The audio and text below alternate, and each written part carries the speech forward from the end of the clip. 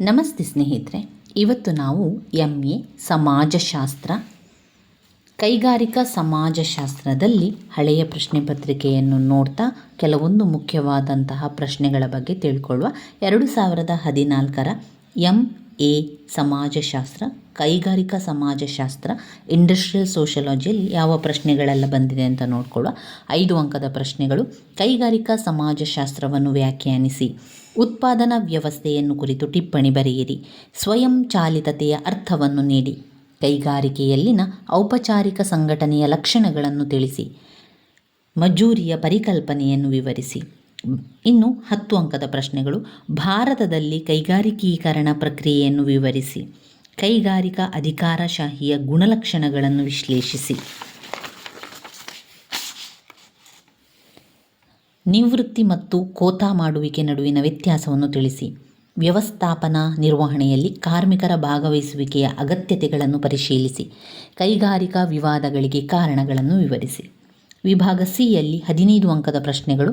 ಕೈಗಾರಿಕೆಗಳಲ್ಲಿ ಉನ್ನತ ಮಟ್ಟದ ನೈತಿಕತೆಯ ಭೌತಿಕ ಹಾಗೂ ಮನೋವೈಜ್ಞಾನಿಕ ಅವಶ್ಯಕತೆಗಳ ಪ್ರಾಮುಖ್ಯತೆಯನ್ನು ವಿವರಿಸಿ. ಸಾಮೂಹಿಕ ಚೌಕಾಸಿಯ ಲಕ್ಷಣ ಮತ್ತು ತಂತ್ರಗಳನ್ನು ವಿವರಿಸಿ. ಭಾರತದಲ್ಲಿನ ಕಾರ್ಮಿಕ ಸಂಘಗಳ ಉಗಮ ಮತ್ತು ಬೆಳವಣಿಗೆಯನ್ನು ಪರಿಶೀಲಿಸಿ. ಕೈಗಾರಿಕಾ ನೀತಿಯ ಅನುಕೂಲಗಳು ಮತ್ತು ಅನಾನುಕೂಲಗಳನ್ನು ವಿಶ್ಲೇಷಿಸಿ. ಕೈಗಾರಿಕಾ ಬೆಳವಣಿಗೆಯ ಇತ್ತೀಚಿನ ಪ್ರವೃತ್ತಿಯನ್ನು ಚರ್ಚಿಸಿ ಅಂತ ಕೇಳಿದ್ದಾರೆ. ಇದರಲ್ಲಿ ನಾವು ಇವತ್ತು ಮೊದಲನೇದಾಗಿ ಕೈಗಾರಿಕಾ ಸಂಬಂಧ, ಕೈಗಾರಿಕಾ ವಿವಾದಕ್ಕೆ ಕಾರಣಗಳನ್ನು ಕೇಳಿದ್ದಾರೆ. ಮೊದಲಿಗೆ ನಾವು ಕೈಗಾರಿಕಾ ಸಂಬಂಧದ ವ್ಯಾಖ್ಯೆಗಳ ಬಗ್ಗೆ ತಿಳ್ಕೊಳ್ಬೇಕು. ಕೈಗಾರಿಕಾ ಸಂಬಂಧದ ವ್ಯಾಖ್ಯೆಗಳನ್ನು ತಿಳ್ಕೊಂಡ ನಂತರ ಕೈಗಾರಿಕೆಯ ವಿವಾದಕ್ಕೆ ಕಾರಣಗಳನ್ನು ತಿಳ್ಕೊಳ್ಳುವ. ಕೈಗಾರಿಕಾ ಸಂಬಂಧ ಎನ್ನುವಂಥದ್ದು ಕೈಗಾರಿಕೆ ಮತ್ತು ಸಂಬಂಧ. ಕೈಗಾರಿಕೆ ಎಂದರೆ ವ್ಯಕ್ತಿಯು ಒಳಗೊಂಡಿರುವಂತಹ ಉತ್ಪಾದನಾ ಚಟುವಟಿಕೆ ಮತ್ತು ಸಂಬಂಧಗಳು ಎಂದರೆ ಉದ್ಯೋಗದಾತ ಮತ್ತು ಆತನ ಉದ್ಯೋಗಿಗಳ ಮಧ್ಯೆ ಕಾರ್ಖಾನೆಯ ಕೆಲಸದಲ್ಲಿರುವಂತಹ ಸಂಬಂಧಗಳು. ಕಪೂರ್ ರವರಂತಹ ವೀಕ್ಷಕರಿಗೆ ಕೈಗಾರಿಕಾ ಸಂಬಂಧಗಳ ಪರಿಕಲ್ಪನೆ ವಿಕಾಸಶೀಲ ಹಾಗೂ ಗತಿಶೀಲ ಆಡಳಿತ ಹಾಗೂ ಕಾರ್ಮಿಕ ಒಕ್ಕೂಟಗಳ ಮಧ್ಯೆ ಸಂಕೀರ್ಣ ಸಂಬಂಧಗಳಿಗೆ ಮಾತ್ರ ಸೀಮಿತವಾಗಿರುವುದಿಲ್ಲ. ಉದ್ಯೋಗಿಗಳ ಮಧ್ಯೆ ಇರುವ ಸಾಮಾನ್ಯ ರೀತಿಯ ಸಂಬಂಧಗಳ ಸಾಮಾನ್ಯ ಜಾಲಗಳಿಗೂ ಸಂಬಂಧಿಸಿರುತ್ತದೆ. ಬಂಡವಾಳ ಕಾರ್ಮಿಕರ ಸಂಘರ್ಷಕ್ಕಿಂತ ಸರಳ ಭಾವರಚನೆಗಿಂತ ಹೆಚ್ಚು ಸಂಕೀರ್ಣವಾದ ಜಾಲವಾಗಿರುತ್ತದೆ. ವಿವಿಧ ಲೇಖಕರು ಕೈಗಾರಿಕಾ ಸಂಬಂಧವನ್ನು ಬಹು ಭಿನ್ನವಾಗಿ ತಿಳಿಸ್ತಾ ಹೋಗ್ತಾರೆ. ಕೈಗಾರಿಕಾ ಸಂಬಂಧ ಎಂಬ ಪದಬಂಧ ಆಡಳಿತ ಹಾಗೂ ಉದ್ಯೋಗಿಗಳ ಮಧ್ಯದಲ್ಲಿನ ಸಂಬಂಧಗಳ ವಿವರಣೆಯನ್ನು ನೀಡುತ್ತದೆ. ಇದು ಒಕ್ಕೂಟ ಉದ್ಯೋಗದಾತ ಸಂಬಂಧಕ್ಕೆ ಪ್ರತ್ಯಕ್ಷವಾಗಿ ಅಪ್ರತ್ಯಕ್ಷವಾಗಿ ಸಂಬಂಧಿಸಿರುತ್ತದೆ ಎಂದು ವಿ ಅಗ್ನಿಹೋತ್ರಿಯವರು ತಿಳಿಸಿದ್ದಾರೆ. CB ಕುಮಾರ್ ಅವರ ಪ್ರಕಾರ ಕೈಗಾರಿಕಾ ಸಂಬಂಧಗಳು ಉದ್ಯೋಗದ ಇತರೆ ಷರತ್ತುಗಳು ಮತ್ತು ಕೂಲಿಯ ವಿಚಾರವಾಗಿ ಚೌಕಾಶಿ ಮಾಡುವುದಕ್ಕೆ ವ್ಯಾಪಕವಾಗಿ ಸಂಬಂಧಪಟ್ಟಿರುತ್ತದೆ. ಒಂದು ಉದ್ಯಮದ ದೈನಂದಿನ ಸಂಬಂಧಗಳು ಮತ್ತು ಮುಖ್ಯ ಅಂಶವಾಗಿ ರೂಪಿತವಾಗಿರುತ್ತದೆ ಹಾಗೂ ಕೈಗಾರಿಕಾ ಸಂಬಂಧಗಳ ವ್ಯಾಪಕ ದೃಷ್ಟಿಕೋನವನ್ನು ಅದು ಸಂಘಟಿಸುತ್ತದೆ ಎಂದು CB ಕುಮಾರ್ ಅವರು ತಿಳಿಸಿದ್ದಾರೆ. ಜೆ ಹೆನ್ರಿ ರಿಚರ್ಡ್ಸನ್ ಅವರ ಪ್ರಕಾರ ಕೈಗಾರಿಕಾ ಸಂಬಂಧಗಳು ಉತ್ಪಾದನೆಯ ಉದ್ದೇಶಗಳಿಗಾಗಿ ಒಟ್ಟಾಗಿ ಜೀವಿಸುವ ಕಲೆ ಅಂತ ಹೇಳಿದ್ದಾರೆ. ಕೈಗಾರಿಕಾ ಸಂಬಂಧಗಳು ಉತ್ಪಾದನೆಯ ಉದ್ದೇಶಗಳಿಗಾಗಿ ಒಟ್ಟಾಗಿ ಜೀವಿಸುವಂತಹ ಕಲೆ ಅಂತ ಹೇಳಿದವರು ಜೆ ಹೆನ್ರಿ ರಿಚರ್ಡ್ಸನ್ ಅವರು. ಅನೇಕ ಬೇರೆ ಬೇರೆ ಸಮಾಜಶಾಸ್ತ್ರಜ್ಞರು ಕೈಗಾರಿಕಾ ಸಂಬಂಧದ ಬಗ್ಗೆ ತಿಳಿಸ್ತಾ ಹೋಗ್ತಾರೆ. ಇದರಲ್ಲಿ ತುಂಬಾ ವ್ಯಾಖ್ಯೆಗಳನ್ನು ನಾವು ಕಾಣ್ಬೋದು. ಕೈಗಾರಿಕಾ ಸಂಬಂಧದ ಉದ್ದೇಶಗಳನ್ನು ತಿಳ್ಕೊಳ್ಳುವ. ಕೈಗಾರಿಕಾ ಸಂಬಂಧದ ಉದ್ದೇಶ ಅಂತ ಬಂದಾಗ ಕಾರ್ಮಿಕರು ಹಾಗೂ ಆಡಳಿತ ಮಂಡಳಿಯ ಮಧ್ಯೆ ಪರಸ್ಪರ ಆಸಕ್ತಿಯನ್ನು ಸಂರಕ್ಷಿಸುವುದು, ಕೈಗಾರಿಕಾ ಸಂಘರ್ಷಗಳನ್ನು ತಡೆಯುವುದು, ಹೆಚ್ಚಿನ ಸಂಖ್ಯೆಯ ಹಾಗೂ ಪದೇ ಪದೇ ಗೈರು ಹಾಜರಾಗುವ ಪ್ರವೃತ್ತಿಯನ್ನು ಕಡಿಮೆ ಮಾಡಿ ಪೂರ್ಣ ಉದ್ಯೋಗ ನೀಡಿಕೆಯ ಸಂದರ್ಭದಲ್ಲಿ ಉನ್ನತ ಮಟ್ಟಕ್ಕೆ ಉತ್ಪಾದನೆಯನ್ನು ಹೆಚ್ಚಿಸುವುದು, ಕಾರ್ಮಿಕ ಪಾಲುದಾರಿಕೆಯ ಆಧಾರದ ಮೇಲೆ ಕೈಗಾರಿಕಾ ಪ್ರಜಾತಂತ್ರವನ್ನು ಸ್ಥಾಪಿಸಿ ಸಂರಕ್ಷಿಸುವುದು, ನಾಗರಿಕ ವಿಕಾಸಗೊಳ್ಳುವಂತೆ ಮಾಡುವಂಥದ್ದು, ಉತ್ತಮ ಹಾಗೂ ನ್ಯಾಯಸಮ್ಮತ ಕೂಲಿಯನ್ನು ನೀಡಿ ಮುಷ್ಕರ, ಲಾಕೌಟ್, ಘೇರಾವುಗಳನ್ನು ಕಡಿಮೆ ಮಾಡುವುದು, ನಷ್ಟದಲ್ಲಿ ನಡೆಯುತ್ತಿರುವ ಉದ್ಯಮಗಳು ಮತ್ತು ಘಟಕಗಳನ್ನು ಅಥವಾ ಸಾರ್ವಜನಿಕ ಹಿತದೃಷ್ಟಿಯಿಂದ ಉತ್ಪಾದನೆಯನ್ನು ಎಲ್ಲಿ ನಿಯಂತ್ರಿಸುವ ಅವಶ್ಯಕತೆ ಇರುತ್ತದೆಯೋ ಅಂತಹ ಕಡೆಗಳಲ್ಲಿ ಅವುಗಳನ್ನು ಸರಕಾರದ ನಿಯಂತ್ರಣಕ್ಕೆ ತರುವುದು, ಸಾಮಾಜಿಕ ವ್ಯವಸ್ಥೆಯನ್ನು ವಿಕಸಿತಗೊಳಿಸುವಂಥದ್ದು. ಇದೆಲ್ಲ ಕೂಡ ಕೈಗಾರಿಕಾ ಸಂಬಂಧದ ಉದ್ದೇಶಗಳು ಬರುವಂಥದ್ದು. ಇನ್ನು ಕೈಗಾರಿಕಾ ವಿವಾದಗಳ ಬಗ್ಗೆ ತಿಳ್ಕೊಳ್ಳೋ. ಕೈಗಾರಿಕಾ ವಿವಾದದ ವ್ಯಾಖ್ಯೆಗಳಂತ ನೋಡಿದರೆ 1947 ಕೈಗಾರಿಕಾ ವಿವಾದ ಅಧಿನಿಯಮ ಪರಿಚ್ಛೇದ 2K ಪ್ರಕಾರ ಕೈಗಾರಿಕಾ ವಿವಾದಗಳೆಂದರೆ ಉದ್ಯೋಗದಾತ ಮತ್ತು ಉದ್ಯೋಗಿಗಳ ಮಧ್ಯೆ, ಉದ್ಯೋಗದಾತ ಮತ್ತು ಕೆಲಸಗಾರರ ಮಧ್ಯೆ ಅಥವಾ ಕೆಲಸಗಾರರು ಮತ್ತು ಕೆಲಸಗಾರರ ಮಧ್ಯೆ ಯಾವುದೇ ರೀತಿಯ ವಿವಾದ ಅಥವಾ ಭಿನ್ನಾಭಿಪ್ರಾಯ ಉಂಟಾಗುವುದು. ಇದು ಉದ್ಯೋಗ ಅಥವಾ ಉದ್ಯೋಗೇತರ ಅಥವಾ ಉದ್ಯೋಗದ ಷರತ್ತು ಅಥವಾ ಯಾವುದೇ ವ್ಯಕ್ತಿಯ ಕಾರ್ಮಿಕ ಸ್ಥಿತಿಗೆ ಸಂಬಂಧಿಸಿರುತ್ತದೆ. ಇದು ಕೈಗಾರಿಕಾ ವಿವಾದದ ವ್ಯಾಖ್ಯೆಗಳಲ್ಲಿ ಬರುವಂಥದ್ದು. ಇನ್ನು ನಮಗೆ ಬೇಕಾಗಿರುವಂಥದ್ದು ಮುಖ್ಯವಾಗಿ ಕೈಗಾರಿಕಾ ವಿವಾದದ ಕಾರಣಗಳನ್ನು ತಿಳ್ಕೊಳ್ಬೇಕು.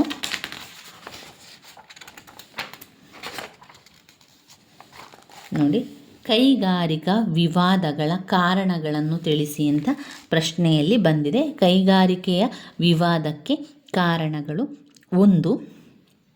ಕೈಗಾರಿಕಾ ಅಂಶಗಳು. 2. ಕಾರ್ಮಿಕರ ಮೇಲೆ ಆಡಳಿತ ಮಂಡಳಿಯ ಮನೋಭಾವ. ಕಾರ್ಮಿಕರ ಮೇಲೆ ಆಡಳಿತ ಮಂಡಳಿಯ ಮನೋಭಾವ. 3. ಸರಕಾರಿ ಯಂತ್ರ. 4. ಇತರೆ ಕಾರಣಗಳು. ಇವಿಷ್ಟು ಕೈಗಾರಿಕಾ ವಿವಾದಕ್ಕೆ ಕಾರಣ ಆಗುವಂತಹ ಅಂಶಗಳಾಗಿದೆ. ಕೈಗಾರಿಕಾ ವಿವಾದಕ್ಕೆ ಈ ರೀತಿಯ ಹಲವು ಕಾರಣಗಳಿದ್ದರೂ ಕೂಡ ಒಂದು ನಿರ್ದಿಷ್ಟ ಪ್ರಕರಣದಲ್ಲಿ ಸ್ಪಷ್ಟವಾಗಿ ಒಳಗೊಂಡಿರುವಂಥ ಒಂದು ಕಾರಣ ಅಥವಾ ಕಾರಣಗಳನ್ನು ಹೇಳುವುದು ಯಾವಾಗಲೂ ಸುಲಭ ಅಲ್ಲ. ಕೆಲಸದ ನಿಲುಗಡೆಗೆ ಅಶಾಂತಿ ಹಾಗೂ ಅತೃಪ್ತಿಯ ಮೇಲುನೋಟದ ಪ್ರಕರಣವು ಕಾರಣ ಎಂದು ಅನಿಸುತ್ತದೆ. ಮೊದಲ ನೋಟದಲ್ಲಿ ಅತಿ ಮೂಲಭೂತವಾದ ಹಾಗೂ ಆಳವಾದ ಕಾರಣಗಳಿರಬಹುದು. ಒಂದಕ್ಕಿಂತ ಹೆಚ್ಚು ಕಾರಣಗಳಿಲ್ಲದಿದ್ದರೆ ಅದರಲ್ಲಿ ಸಾಪೇಕ್ಷವಾಗಿ ಒಂದು ಪ್ರಾಮುಖ್ಯತೆಯ ಮೌಲ್ಯಮಾಪನವನ್ನು ಮಾಡುವುದು ಬಹಳ ಕಷ್ಟ. ಆ ರೀತಿ ಅವಲೋಕನ ಮಾಡಿದಾಗಿಯೂ ವಿಶೇಷ ತಜ್ಞರು ಹೇಳಿರುವಂತೆ ಬಂಡವಾಳಶಾಹಿ ಆರ್ಥಿಕತೆ ಇರುವ ಕಡೆ ಕೈಗಾರಿಕಾ ಸಂಬಂಧಗಳಲ್ಲಿ ಕಾರ್ಮಿಕ ಮತ್ತು ಆಡಳಿತ ಮಂಡಳಿಯ ಮಧ್ಯೆ ವಿವಾದಗಳ ಕಾರಣ ಸಾಮಾನ್ಯವಾಗಿ ಒಂದೇ ಇರುತ್ತದೆ. ಮೊದಲನೇದಾಗಿ ಕೈಗಾರಿಕಾ ಅಂಶಗಳು. ಏನೆಲ್ಲ ಕೈಗಾರಿಕಾ ಅಂಶಗಳು ಕೈಗಾರಿಕಾ ವಿವಾದಕ್ಕೆ ಕಾರಣ ಆಗಿದೆ? 1. ಉದ್ಯೋಗ, ಕೆಲಸದ ಸಮಯ, ಅಲ್ಲಿನ ಸೌಕರ್ಯ, ಕೂಲಿ, ಉದ್ಯೋಗದಾತರು ಮತ್ತು ಉದ್ಯೋಗಿಗಳ ಹಕ್ಕು, ಅವರ ಕರ್ತವ್ಯಗಳು, ಉದ್ಯೋಗದ ನಿಯಮಗಳು, ಉದ್ಯೋಗದಲ್ಲಿರುವಂಥ ಷರತ್ತುಗಳು, ಎಲ್ಲ ವಿಷಯಗಳನ್ನು ಕೂಡ ಒಳಗೊಳ್ಳುತ್ತದೆ. ಅಷ್ಟೇ ಅಲ್ಲದೆ ಯಾವುದೇ ವ್ಯಕ್ತಿಯನ್ನು ಕೆಲಸದಿಂದ ತೆಗೆದುಹಾಕುವ ಅಥವಾ ಉದ್ಯೋಗವಿಲ್ಲದಿರುವಂಥದ್ದು, ದಾಖಲೆ ಮಾಡಲ್ಪಟ್ಟ ಒಪ್ಪಂದ, ತೀರ್ಮಾನ ಅಥವಾ ತೀರ್ಪಿನ ಮುಖಾಂತರ ಆಗುವಂಥದ್ದು, ಉದ್ಯೋಗಿಗಳ ಕಾರ್ಯಗಳ ಮಿತಿ ನಿರ್ದೇಶನವನ್ನು ಮಾಡುವಂಥದ್ದು. ಈ ಎಲ್ಲ ಕಾರಣಗಳು ಸಾಮಾನ್ಯವಾಗಿ ವಿವಾದ ಉಂಟಾಗಲಿಕ್ಕೆ ಕಾರಣ ಆಗ್ತದೆ.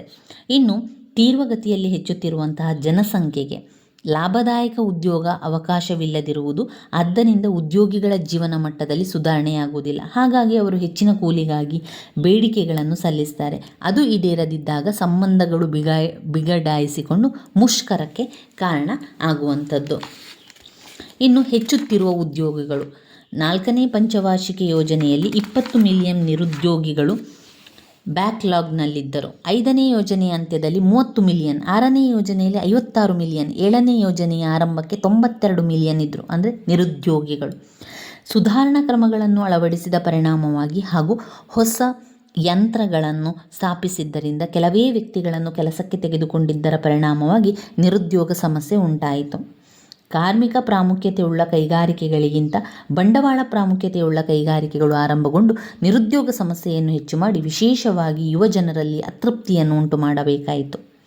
ಅವಶ್ಯಕ ವಸ್ತುಗಳ ನಾಗಾಲೋಟದಲ್ಲಿ ಏರುತ್ತಿರುವಂತಹ ಬೆಲೆ ಕೂಡ, ಅವುಗಳ ಕೊರತೆ, ದೊರೆಯದಿರುವುದು, ಇದೆಲ್ಲ ಕೂಡ ಒಂದು ಬೆಲೆಯನ್ನು ನಾಶ ಮಾಡಿತು. ಇದರ ಪರಿಣಾಮವಾಗಿ ಕಾರ್ಮಿಕರ ಕೂಲಿಯ ಬೆಲೆ ಕೂಡ ಕಡಿಮೆಯಾಗ್ತಾ ಹೋಯಿತು. ಈಗಿನ ತೃಪ್ತಿದಾಯಕವಲ್ಲದ, ನ್ಯಾಯಸಮ್ಮತವಲ್ಲದ ಕೂಲಿಯ ಸಂರಚನೆ ಅವ್ಯವಸ್ಥೆಯಿಂದ ಕೂಡಿತ್ತು, ಅಸ್ಪಷ್ಟವಾಗಿತ್ತು. ಕಾರ್ಮಿಕ ಒಕ್ಕೂಟಗಳು ಬಹಳ ವೇಳೆ ಕೆಲಸಗಾರರ ಆಸಕ್ತಿಯನ್ನು ಕಾಪಾಡಲು ವಿಫಲವಾಗಿದೆ. ಕಾರ್ಮಿಕರ ಒಕ್ಕೂಟ ಆಂತರಿಕ ದ್ವೇಷ ಹಲವಾರು ಕಾರ್ಮಿಕ ಒಕ್ಕೂಟದ ಅಸ್ತಿತ್ವದ ಒಗ್ಗಟ್ಟನ್ನು ಹಾಳು ಮಾಡಿದೆ. ತನ್ನ ಸದಸ್ಯರ ವ್ಯವಹಾರ ಪ್ರತಿನಿಧಿಗಳೆಂದು ಕೆಲವು ಕಾರ್ಮಿಕ ಒಕ್ಕೂಟಗಳನ್ನು ಮಾನ್ಯ ಮಾಡದಿರುವುದು. ಇನ್ನು ಇದರಲ್ಲಿ ಕೈಗಾರಿಕಾ ವಿವಾದಕ್ಕೆ ಕಾರಣಗಳು 2ನೇ ಪಾಯಿಂಟ್ ಆಗಿ ಕಾರ್ಮಿಕರ ಬಗ್ಗೆ ಆಡಳಿತ ಮಂಡಳಿಯ ಮನೋಭಾವ. ಕಾರ್ಮಿಕರ ಬಗ್ಗೆ ಆಡಳಿತ ಮಂಡಳಿಯ ಮನೋಭಾವ. ಆಡಳಿತ ಮಂಡಳಿಗಳು ಸಾಮಾನ್ಯವಾಗಿ ಯಾವುದೇ ವಿವಾದದ ಬಗ್ಗೆ ಉದ್ಯೋಗಿಗಳ ಜೊತೆಗೆ ಅಥವಾ ಅವರ ಪ್ರತಿನಿಧಿಗಳೊಡನೆ ಮಾತನಾಡಲು ಅಥವಾ ಮಧ್ಯಸ್ಥ ನಿರ್ಣಯಕ್ಕೆ ಕಾರ್ಮಿಕ ಒಕ್ಕೂಟ ಬಯಸಿದಾಗ ಒಪ್ಪಿಸಲು ಸಿದ್ಧರಿರುವುದಿಲ್ಲ. ಅದು ಕೆಲಸಗಾರರನ್ನು ಸಿಟ್ಟಿಗೆಬ್ಬಿಸುತ್ತದೆ. ಒಂದು ನಿರ್ದಿಷ್ಟ ಕಾರ್ಮಿಕ ಒಕ್ಕೂಟಕ್ಕೆ ಆಡಳಿತ ಮಂಡಳಿ ಮಾನ್ಯತೆ ನೀಡುವುದನ್ನು ಒಪ್ಪದಿರುವುದು. ಉದ್ಯೋಗದಾತರಿಂದ ಕಾರ್ಮಿಕ ಒಕ್ಕೂಟಗಳಿಗೆ ಮಾನ್ಯತೆ ದೊರೆಯದಿದ್ದರೂ ಬಹಳ ಸಂದರ್ಭದಲ್ಲಿ ತಮ್ಮ ಅಧಿಕಾರಿಗಳಿಗೆ ಸಾಕಷ್ಟು ಅಧಿಕಾರವನ್ನು ನೀಡಿ ತಮ್ಮ ಕೆಲಸಗಾರರೊಡನೆ ಸಮಾಲೋಚನೆ ನಡೆಸಲು ಅವಕಾಶವನ್ನು ನೀಡದಿರುವುದು. ಆಡಳಿತ ಮಂಡಳಿಯ ಪರ ವಹಿಸಿದರೆ ಒತ್ತಡ ಉಂಟಾಗುತ್ತದೆ. ಆಡಳಿತ ಮಂಡಳಿ ಉದ್ಯಮದಲ್ಲಿನ ನೇಮಕಾತಿ, ಪದೋನ್ನತಿ, ವರ್ಗಾವಣೆ, ಪುರಸ್ಕಾರಗಳು ಇಂತಹ ವಿಷಯಗಳಲ್ಲಿ ಉದ್ಯೋಗಿಗಳ ಸಲಹೆಯನ್ನು ತೆಗೆದುಕೊಳ್ಳುವ ಅವಶ್ಯಕತೆ ಇಲ್ಲವೆಂದು ತೀರ್ಮಾನವನ್ನು ತೆಗೆದುಕೊಂಡರೆ ಇದು ಸಾಮಾನ್ಯವಾಗಿ ಕೆಲಸಗಾರರನ್ನು ಸಿಟ್ಟಿಗೆಬ್ಬಿಸುತ್ತದೆ. ಆಡಳಿತ ಮಂಡಳಿಯ ಸೇವಾ ನಿಯಮಗಳು, ಸೌಲಭ್ಯಗಳು ಉದ್ಯೋಗದಾತರ ಮಧ್ಯೆ ಒಳ್ಳೆಯ ಸಂಬಂಧ ಹೆಚ್ಚಿಸುತ್ತದೆ. ಹೆಚ್ಚಿನ ಸಂಖ್ಯೆಯ ಆಡಳಿತ ಮಂಡಳಿಗಳು ಈ ಸೇವಾ ಸೌಲಭ್ಯಗಳನ್ನು ನೀಡಲು ಯಾವ ಕ್ರಮವನ್ನು ಕೂಡ ತೆಗೆದುಕೊಂಡಿರುವುದಿಲ್ಲ. ಇವು ಕಾರ್ಮಿಕರ ಬಗ್ಗೆ ಆಡಳಿತ ಮಂಡಳಿಗೆ ಇರುವಂಥದ್ದು. ಇನ್ನು ಸರಕಾರಿ ಯಂತ್ರ, ಆಮೇಲೆ ಇತರೆ ಕಾರಣಗಳು ಕೂಡ ಬರ್ತದೆ. ಸರಕಾರಿ ಯಂತ್ರ, ಇತರೆ ಕಾರಣಗಳು. ಸೌಹಾರ್ದಯುತ ಸಂಬಂಧಗಳ ಸಂವರ್ಧನೆಗಾಗಿ ಶಾಸನಗಳು ಹೆಚ್ಚಾಗಿದ್ದರೂ ಇದು ಪ್ರಭಾವಪೂರ್ಣ ಹಾಗೂ ತೃಪ್ತಿಕರವಾಗಿಲ್ಲ. ಇದಕ್ಕೆ ಕಾರಣ ಅಂತ ಹೇಳಿದರೆ ಇತ್ತೀಚಿನ ಕೈಗಾರಿಕಾ ವಾತಾವರಣ ಇರ್ಬೋದು, ಅಥವಾ ಸಂಸ್ಕೃತಿಯ ವಿವಿಧ ಸವಾಲುಗಳ ಸಂದರ್ಭದಲ್ಲಿ ತನ್ನ ಪ್ರಯೋಜನವನ್ನು ಸ್ಪಷ್ಟಪಡಿಸಿಲ್ಲ. ವಿಕಾಸದ ವಿಧಿರೂಪವನ್ನು ತಿಳಿದುಕೊಳ್ಳಲು ಮತ್ತು ಅದರ ಬಗ್ಗೆ ಉತ್ತರ ಹೇಳಲು ಅಸಮರ್ಥತೆ ಇದೆ. ಬಹಳ ಉದ್ಯೋಗದಾತರು ಸರಿಯಾಗಿ ಸಾಕಷ್ಟು ಪ್ರಮಾಣದಲ್ಲಿ ಕಾರ್ಯಗತಗೊಳಿಸದಿರುವುದು. ಸರಕಾರದ ರಾಜಿ ಸಂಧಾನ ಸೂತ್ರ ಅಲ್ಪಸಂಖ್ಯೆಯ ವಿವಾದಗಳನ್ನು ತೀರ್ಮಾನಿಸಲು ಸಹಾಯವನ್ನು ಮಾಡಿದೆ. ಇದಕ್ಕೆ ಕಾರಣ ಏನು ಅಂದರೆ ಉದ್ಯೋಗದಾತರು ಹಾಗೂ ಉದ್ಯೋಗಿಗಳು ಅದರ ಬಗ್ಗೆ ಬಹಳ ಕಡಿಮೆ ನಂಬಿಕೆಯನ್ನು ಇಟ್ಟುಕೊಂಡಿರ್ತಾರೆ. ಇಬ್ಬರೂ ದಾವಿ ಹೂಡುವ ಪ್ರವೃತ್ತಿಯವರಾಗಿದ್ದಾರೆ. ಅದಕ್ಕೆ ವಹಿಸಲಾಗುವ ವಿವಾದಗಳ ಸಂಖ್ಯೆ ಬಹಳ ಹೆಚ್ಚಾಗಿದ್ದು ಅದನ್ನು ವ್ಯವಹರಿಸುವ ಸಿಬ್ಬಂದಿಯ ಸಂಖ್ಯೆ ಬಹಳ ಕಡಿಮೆಯಾಗಿದೆ. ಈ ಕಾರ್ಮಿಕ ವಿವಾದಗಳನ್ನು ವ್ಯವಹರಿಸುವುದರ ಜೊತೆಗೆ ಕಾರ್ಮಿಕ ನಿಯಮಗಳ ಸರಿಯಾದ ಪ್ರಯೋಗಗಳನ್ನು ನೋಡಿಕೊಳ್ಳುವುದು ಕೆಲಸವು ಅದಕ್ಕೆ ಸೇರಿದೆ. ರಾಜಿ ಸಂಧಾನ ನಡವಳಿಕೆಯನ್ನು ನಡೆಸುವ ಅಧಿಕಾರಿಗಳಿಗೆ ಅವರಿಗೆ ವಹಿಸಲಾಗುವ ವಿಧಾನಗಳು ಹಾಗೂ ಸಮಸ್ಯೆಗಳನ್ನು ನಿರ್ವಹಿಸುವುದಕ್ಕೆ ಸ್ವಲ್ಪ ತರಬೇತಿಯೂ ಸಹ ಇರುವುದಿಲ್ಲ. ಇನ್ನು ಇತರೆ ಕಾರಣಗಳೇನೆಲ್ಲ ಬರ್ತದೆ ಅಂತ ಹೇಳಿದರೆ, ರಾಜಕೀಯ ಪಕ್ಷದೊಡನೆ ಕಾರ್ಮಿಕ ಒಕ್ಕೂಟಗಳ ಮಾನ್ಯತೆ, ರಾಜಕೀಯ ಅಸ್ಥಿರತೆ ಮತ್ತು ಕೇಂದ್ರ ರಾಜ್ಯ ಸಂಬಂಧಗಳ ಕೈಗಾರಿಕೆಗಳಲ್ಲಿ ಪ್ರತಿಫಲನಗೊಳ್ಳುತ್ತದೆ. 3. ಇತರೆ ರಾಜಕೀಯ ಅಂಶಗಳು. ಕೈಗಾರಿಕೆ ಹಾಗೂ ಸಾರ್ವಜನಿಕ ಜೀವನದಲ್ಲಿ ವ್ಯಾಪಿಸಿರುವ ಭ್ರಷ್ಟಾಚಾರ, ಸುಲಭವಾಗಿ ಸಿಗುವ ಸಂಪತ್ತು, ಎದ್ದು ಕಾಣುವ ಬಳಕೆ, ಸುಲಭವಾಗಿ ಸಮ್ಮತಿಸುವ ಸಮಾಜ, ಚಾರಿತ್ರ್ಯ ಸಂಕಟದ ಪರಿಸ್ಥಿತಿ, ರಾಷ್ಟ್ರೀಯ ನೈತಿಕತೆಯಲ್ಲಿ ಸಾಮಾನ್ಯ ಪತನ, ಸಾಮಾಜಿಕ ಮೌಲ್ಯಗಳು ಹಾಗೂ ಸಾಮಾಜಿಕ ರೀತಿ ನೀತಿಗಳನ್ನು ಮೂಲ ಸ್ಥಿತಿ ಪರಿವರ್ತನೆ ತಂದಿದೆ. ಎಲ್ಲ ರೀತಿಯ ಅಶಾಂತಿ, ಕೈಗಾರಿಕಾ ಅಶಾಂತಿಯು ಸೇರಿದಂತೆ ಎಲ್ಲವನ್ನು ಕೂಡ ನೆನಪಿನಲ್ಲಿಡುವಂತೆ ಅದು ಮಾಡ್ತದೆ. ಇದು ವಿವಾದದ ಕಾರಣ ಆಗಿರುವಂಥದ್ದು. ವಿವಾದಕ್ಕೆ ಇರುವಂತಹ ಕಾರಣಗಳಾಗಿದೆ ಕೈಗಾರಿಕಾ ವಿವಾದದ ಕಾರಣಗಳು. ಹಳೆಯ ಪ್ರಶ್ನೆ ಪತ್ರಿಕೆಯಲ್ಲಿ ಅದನ್ನು ಅವರೇನು ಮಾಡಿದ್ದಾರೆ, 5 ಅಂಕಕ್ಕೆ ಕೇಳಿರುವಂಥ ಪ್ರಶ್ನೆ, ಕೈಗಾರಿಕೆಯ ವಿವಾದಗಳ ಕಾರಣಗಳನ್ನು ವಿವರಿಸಿ ಅಂತ ಕೇಳಿದ್ದಾರೆ. ಇದು 10 ಅಂಕದ ಪ್ರಶ್ನೆ. ಕೈಗಾರಿಕಾ ವಿವಾದಗಳಿಗೆ ಕಾರಣಗಳನ್ನು ವಿವರಿಸಿ. ಈ 4 ಕಾರಣಗಳನ್ನು ಬರಿತಾ ಹೋಗಬೇಕು. ಮತ್ತೊಮ್ಮೆ ಪಾಯಿಂಟ್ಸನ್ನು ಹೇಳ್ತೇನೆ. ಕೈಗಾರಿಕಾ ವಿವಾದದ ಕಾರಣಗಳಲ್ಲಿ 1. ಕೈಗಾರಿಕಾ ಅಂಶಗಳು, 2. ಕಾರ್ಮಿಕರ ಮೇಲೆ ಆಡಳಿತ ಮಂಡಳಿಯ ಮನೋಭಾವ, 3. ಸರಕಾರಿ ಯಂತ್ರ, 4. ಇತರೆ ಕಾರಣಗಳು. ಇವಿಷ್ಟು ಕೈಗಾರಿಕಾ ವಿವಾದದ ಕಾರಣಗಳಾಗಿದೆ. ನನ್ನ ವೀಡಿಯೋಸ್ ಎಲ್ಲ ನಿಮಗೆ ಇಷ್ಟ ಆಗಿದ್ದರೆ ಲೈಕ್ ಕೊಡಿ, ಶೇರ್ ಮಾಡಿ, ಸಬ್ಸ್ಕ್ರೈಬ್ ಮಾಡಲಿಕ್ಕೆ ಮರಿಬೇಡಿ ಸ್ನೇಹಿತರೆ. ಧನ್ಯವಾದಗಳು.